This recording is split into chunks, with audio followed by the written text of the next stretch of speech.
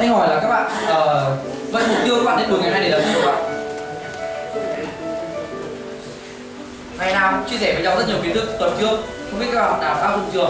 Về nhà nhắc đi nhắc lại, hãy viết mục tiêu của mình đi, hãy viết mục tiêu của bản thân mình đi. Chưa biết là các ông bà các bạn đã biết chưa?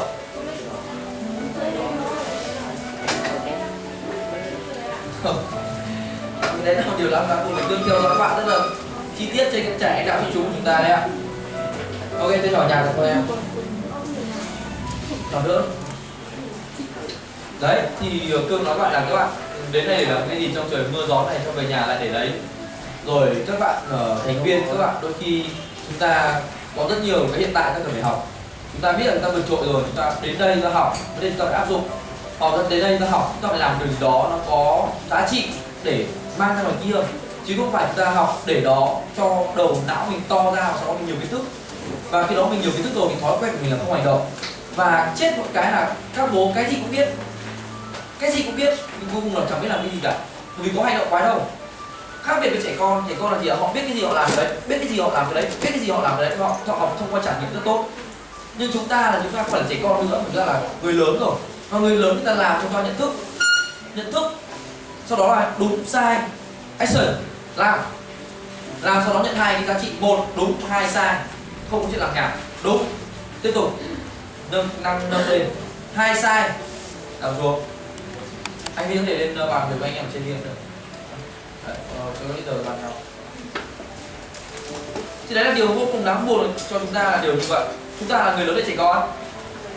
Người lớn đâu, người lớn, trẻ con nhiều tuổi chưa được một người lớn được. Có cụ 91 nhưng tư duy chỉ còn là 19 thôi các bạn ạ.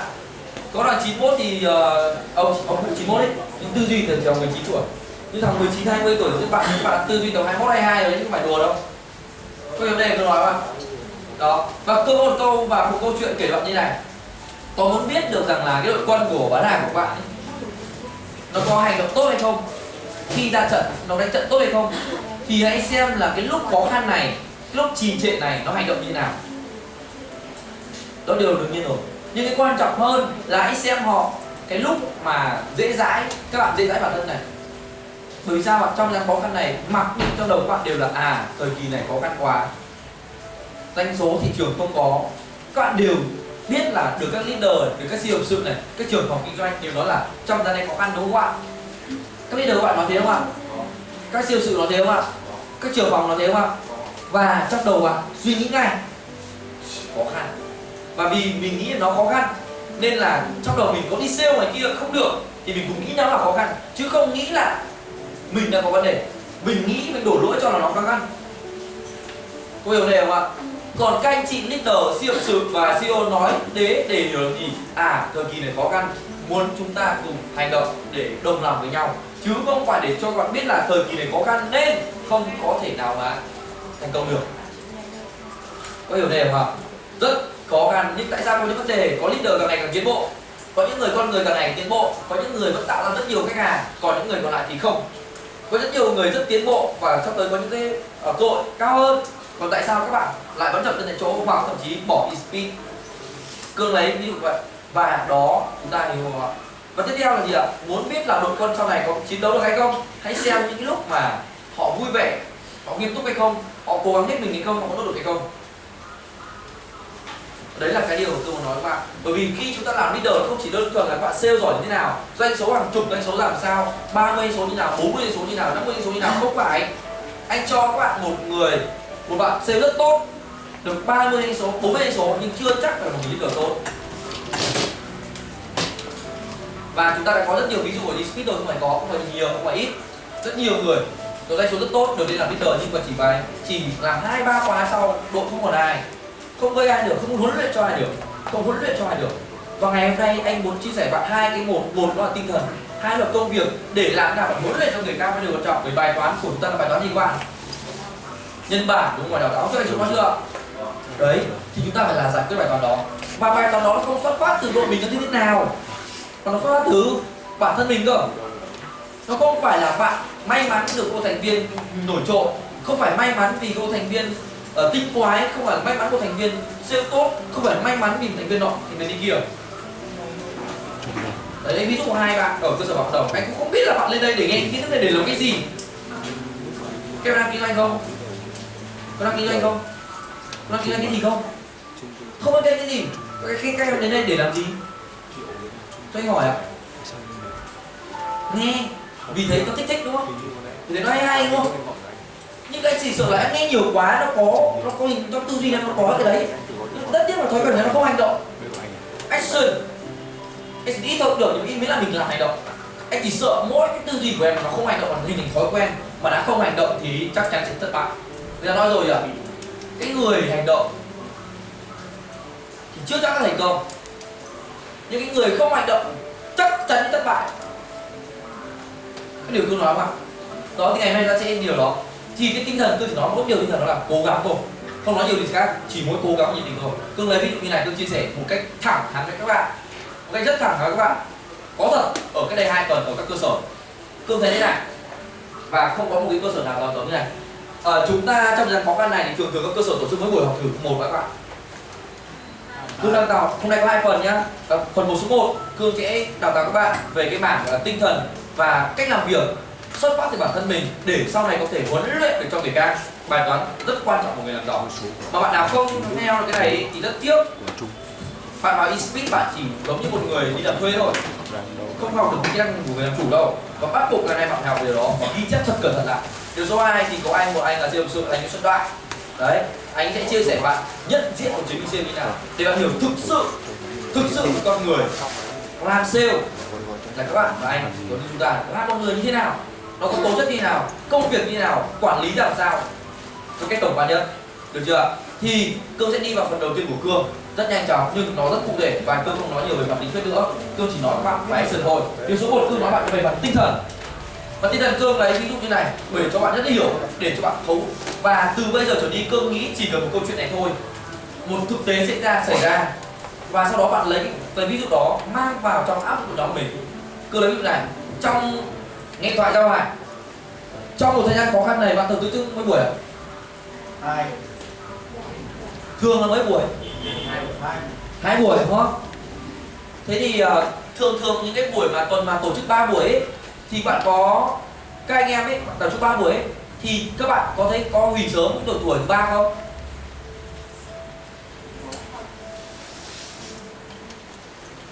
Một số cơ sở có hủy sớm không bạn? Bởi vì bạn biết là bởi vì nó nắng mưa này nó không xây được, có hủy sớm không? Bình thường ấy có hủy không? Có hủy đúng không ạ? Các cơ sở khác lại có hủy không? Thằng nào nào? Có đồng cơ sở không? Có đúng không?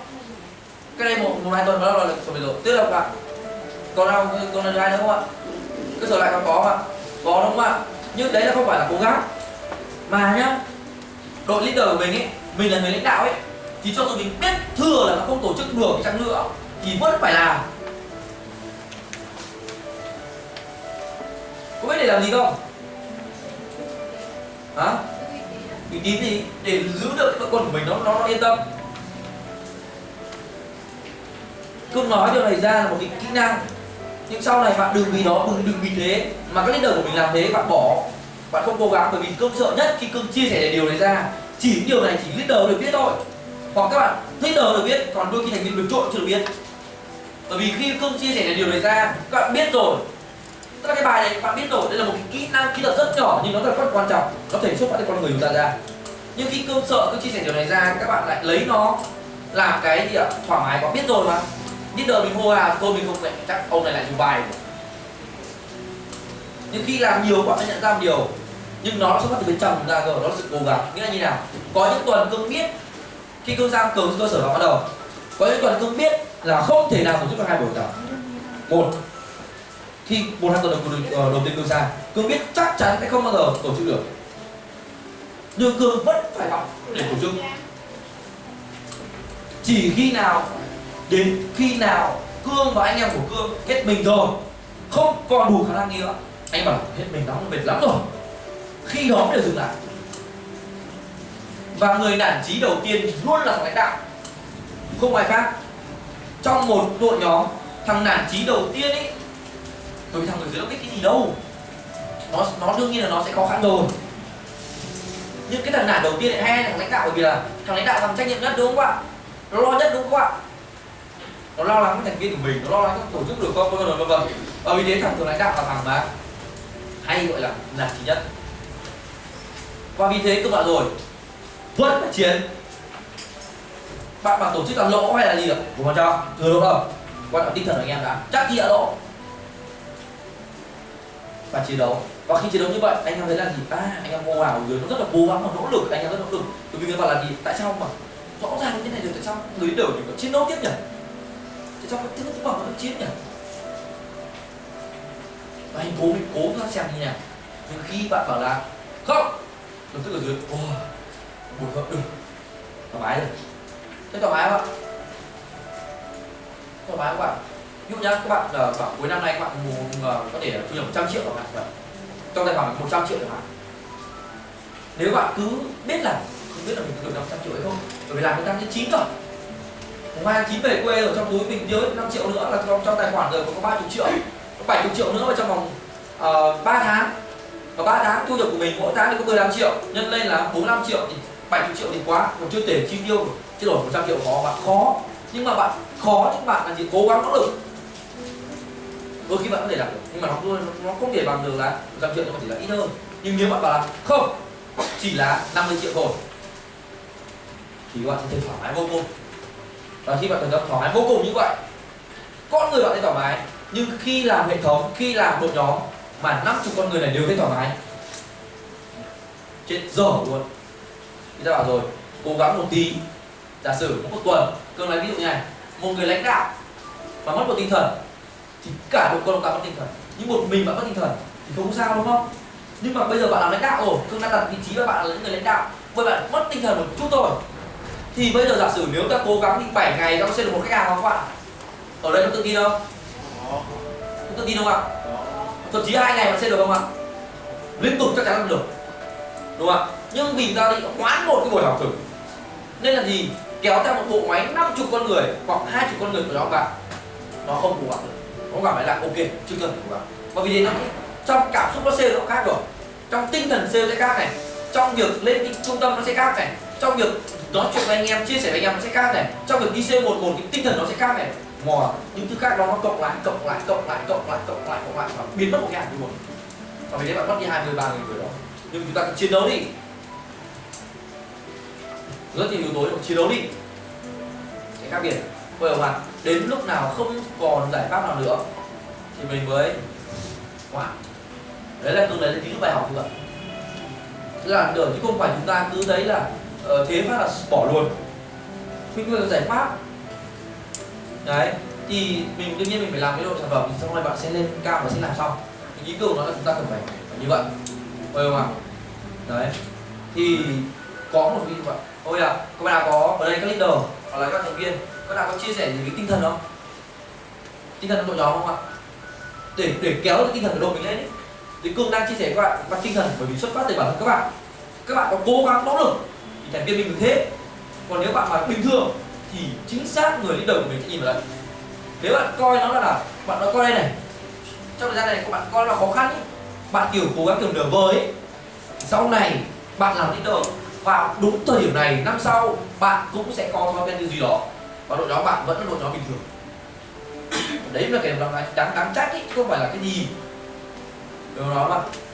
Đó thì xuất phát từ bản thân, bởi vì đó là muốn biết được là đội quân nó có tốt hay không thì phải xem những người thành viên chủ chốt và đó là xem người lãnh đạo của họ, xem họ như thế nào. Lãnh đạo họ tốt, đội quân mới tốt được. Chứ đừng nói với Cương là lãnh đạo không tốt mà đội nhóm của mình tốt tuyệt vời, không có điều đó đâu các bạn ạ, không có đâu. Ok chưa các bạn? Đấy. Hay hỏi thử phỏng vấn nhỏ với đội Maxim Bang anh trộm xoài. Anh nói thật nhá, có đội nhóm anh trộm xoài em sướng không? Có cái động lực nó nghi ngút không? Có thật đấy. Sướng không? Chỉ nhớ nhanh để về đúng không? Mà muốn rất nhiều đúng không? Nhưng mà thật, nhưng mà khi mà đào tạo một đội nhóm mà nó hơi yếu cũng về đâu. Có đánh chán không? Động lực của nó có giống như lúc mà bán xoài không? Ăn trộm xoài không? Đương nhiên là không rồi, nhưng mà nếu mất động lực nó giống về lúc ăn trộm xoài nó như nào? Về anh có lấy ví dụ như vậy không? Thật sự là như vậy, chúng ta thử nghĩ mà xem. Và chúng ta là những người lãnh đạo, chúng ta còn vô vàn nhiều điều khác làm cho chúng mình đau tinh thần các bạn ạ. Đấy, là trời mưa, đôi khi mình là cái lứa tuổi từ 18 25 ấy, cái bọn mình ấy, đôi khi thằng con trai giống như đứa con gái cũng là buồn, không biết vì sao mình buồn, thật sự là như vậy. Đôi khi nhá, đang đào tạo đội lại nghĩ về, sau khi đào chuẩn bị đào tạo đội rồi, nghĩ rằng là không biết mình có làm được siêu sự hay không nhỉ, đời mình không biết có giàu có hay không được, không biết là đội này nào. Thế là nghĩ mãi mãi có hỏi 3-4 câu bắt không có câu trả lời, tự nhiên mặt đã ỉu xìu rồi, tinh thần đi cái đi đâu mất. Rồi nhiều câu hỏi nên là chẳng biết bao giờ mình mới siêu giảng đường người ta, chẳng biết bao giờ mình mới gọi là chốt sale được đây ta, chẳng biết bao giờ mình mới thoát khỏi được cái vị trí đờ này ta, bao giờ mình mới kiếm được một ông này kia đào tạo, hỏi luận hết lên. Vì thế cứ hỏi thôi, sau đó thì không trả lời được. Và cái độ tuổi 18 25 mà kiểu hay kiểu ước mơ lớn, kiểu mơ mơ màng màng kiểu vậy đấy. Nghĩ xong cái lại buồn, thì người yêu giận dỗi cái là cũng buồn rồi, mà chưa kể cái việc gia đình nữa nọ kia, nghĩ về cái là không ai ủng hộ cái là lại buồn. Nói chung là lứa tuổi của chúng mình ấy, các bạn phải hiểu là làm về cái sinh viên nhá, mình cũng là sinh viên nên mình còn đầy dẫy những điều làm mình đau tinh thần, huống chi là thành viên vào đây nó cũng mơ mơ mà ổn chỗ đến đâu. Chúng ta đừng có tưởng ngày xưa chúng mình vào eSpeed cũng vậy, mình vào eSpeed mình cũng đã là cứng như bây giờ đâu. Ngày xưa mình vào eSpeed thì không khác gì cái thằng gọi là mù cầm cái gậy thôi, chẳng qua thằng leader mình nó dắt tay mình, sau đó nó chữa mình bằng cái phương pháp gì đó hiện nay, bằng cái mắt liếc kia là tỉnh táo, thế là mình bắt đầu đi được. Còn bây giờ thành viên bạn giống hết như bọn mù vào không biết gì, nhưng mình không có khả năng huấn luyện, tinh thần mình không có tốt, làm sao mình mà làm nó tốt lên được. Và vì thế nhóm ta dụng là đương nhiên rồi, và thậm chí chúng ta còn dụng rồi. Có hiểu câu nói không ạ? Đấy là leader, các bạn trọng chất đầu tiên là cái tinh thần đã. Và muốn có tinh thần tốt ấy, không có gì cả, chịu khổ chiến thôi. Và tốt nhất là cạnh những người có tinh thần tốt ấy. Đấy, và phải nuôi dưỡng nó. Thì chúng ta Cương không nói nhiều, nhưng mà ý Cương nói là bạn lấy ví dụ đó của Cương ra, sau đó bạn tưởng tượng khi nào bạn buồn thì bạn lấy ví dụ đó ra, leader là mình phải như vậy. Tôi hiểu cái đó mà. Còn để mà nói là một người mà bây giờ đang yếu đuối này, một người đang có tinh thần kém này, cố chỉ cần trượt bắt lên cái là lại rụt vòi rồi, và cái nọ cái kia cái thì nói chung là khó, vì nó là cái rất lâu rồi và mình rèn luyện rất nhiều. Nhưng ý Cương nói là cái đấy chúng ta phải nhận thức được. Ok mà. Đó, cái câu chuyện đó là câu chuyện số 1 là tinh thần. Ok.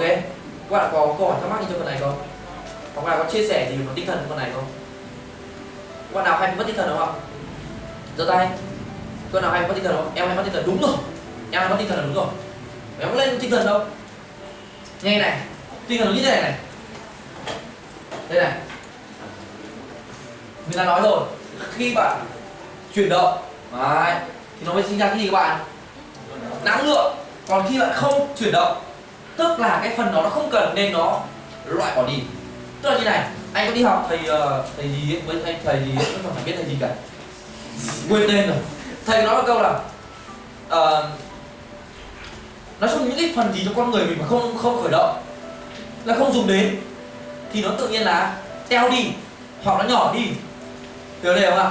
Đấy, kiểu như là bây giờ chúng ta còn sức khỏe đấy thì cơ bắp còn cuộn lên, đúng không ạ? Nhưng khi nó già rồi chúng ta không cần đến đâu, đi cũng không phải là vung vẩy này nữa, đúng không ạ? Không phải đánh ngực này nữa, đúng không ạ? Đến lúc đó đi bắt đầu là nhẹ nhàng hơn rồi, chậm rãi hơn rồi, thì bắt đầu các cơ bắp không còn dùng đến nữa, bắt đầu nó teo lại, đúng không ạ? Hoặc chảy xệ, đúng không ạ? Cái cứ lấy ví dụ như vậy, có đúng không? Hoặc là mỡ vậy thôi, đúng không ạ? Chúng ta khởi động nhiều thì nó sẽ sinh ra, còn không thì nó cứ tiếp tục đấy thôi, nó không chuyển hóa được, đúng không ạ? Thì em có những cái động lực cũng không khác gì một thứ đấy, bởi vì động lực nó cũng là dạng năng lượng cho con người mình mà, nó có thể sinh ra hoặc có thể mất đi, và động lực rất là đơn giản. Thì em phải chuyển động. Anh bảo rồi, khi em lên trung tâm chán vẫn phải lên để kiếm niềm vui, lên để kiếm cái năng lượng cho chính mình. Và nếu càng ở nhà càng mất năng lượng, bởi vì càng ở nhà càng chán mà, hiểu không? Nhưng đi sale chán vẫn phải đi sale, lãnh đạo chán vẫn phải lãnh đạo, bởi vì chỉ có khi chuyển động chúng ta mới sinh ra năng lượng. Còn nếu mà bạn lập tức dừng lại, bộ máy đó nó sẽ chết dở. Có như này chưa? Đó, không, nếu bạn dừng lại không khác thì một xe lu rất là nặng nề thì chớ, bởi mình mang nổi mình rất là khó, đúng không? Nhưng mà nếu một xe lu bây giờ bạn xe lu đó mà không khởi động thế nào? Nó chỉ là một cục sắt thôi, và để theo thời gian nó sẽ cũng bị phá vỡ. Nhưng con xe lu nó chuyển động thì lực nó rất lớn để em được cái đường giảm, đúng không ạ? Đấy, anh bảo rồi, khi bạn nào ấy mà mất tinh thần ấy thì cái quan trọng nhất là cứ làm, làm gì thì làm, cứ làm, đừng để cho mình ngồi yên một chỗ. Rồi mà có bạn nào cặp chân không? Em chia sẻ đi, chia sẻ cái gì cũng được chứ. Nói đi em.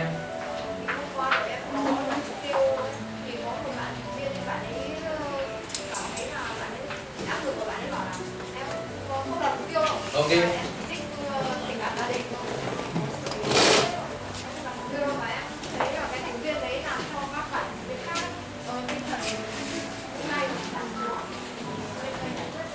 Ok, xin mời em ngồi xuống, cảm ơn em rất là nhiều. Ok, các bạn gặp trường hợp như vậy à?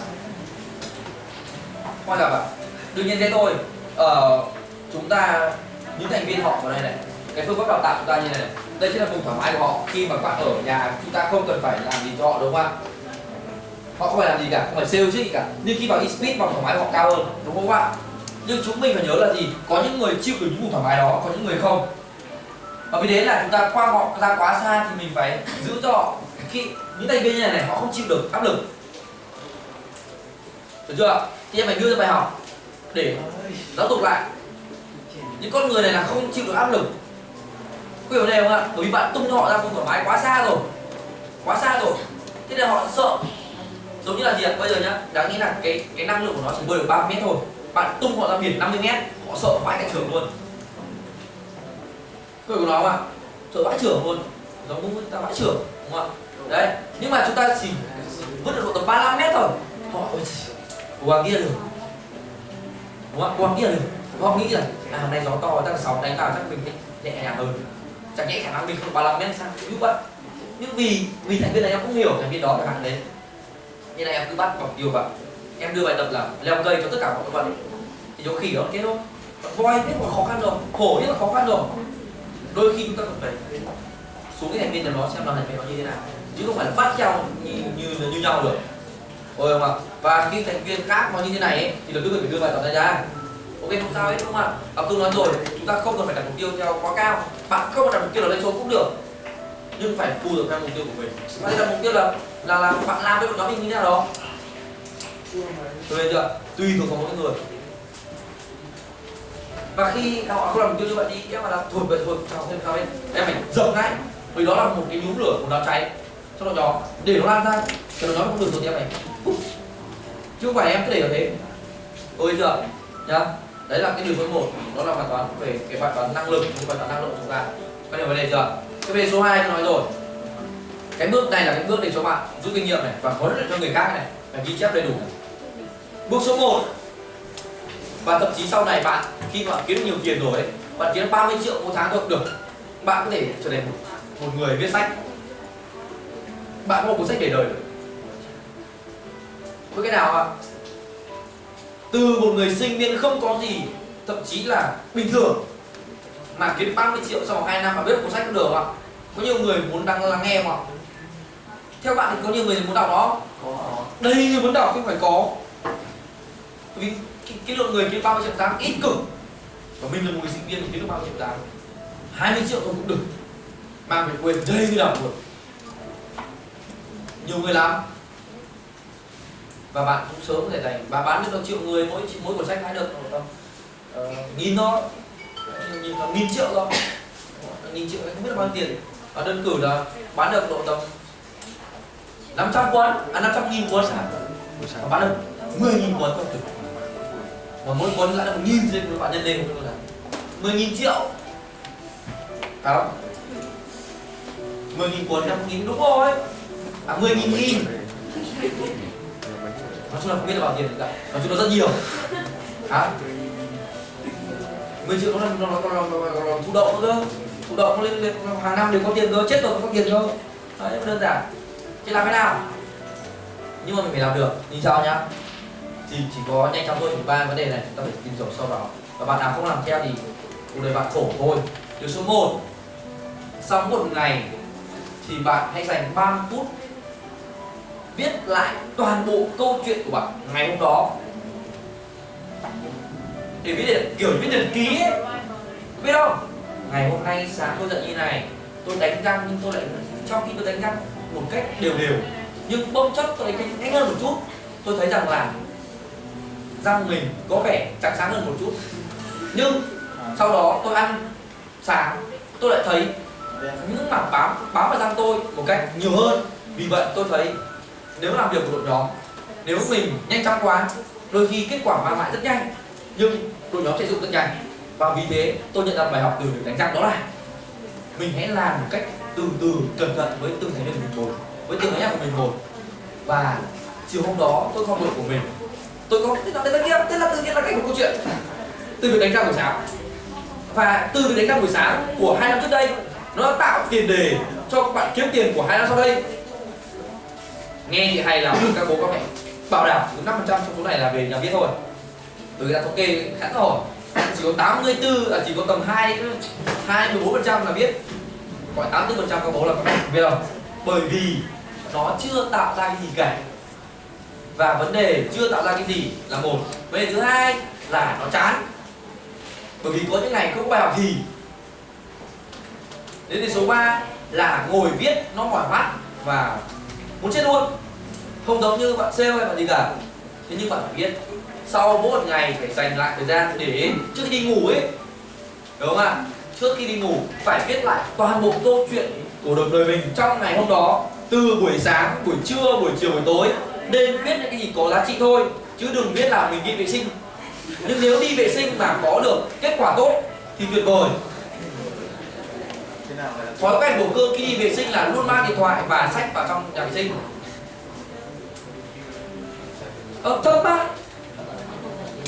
Và khi vào trong nhà vệ sinh như vậy, Cương chỉ có đọc mục lục với search những cái gì Cương thích.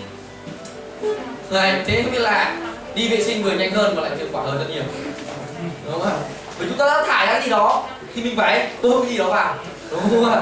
Thì đấy là một cái mà thói quen của Cương thôi. Nhưng mà đừng bạn nào đừng có học theo nhé.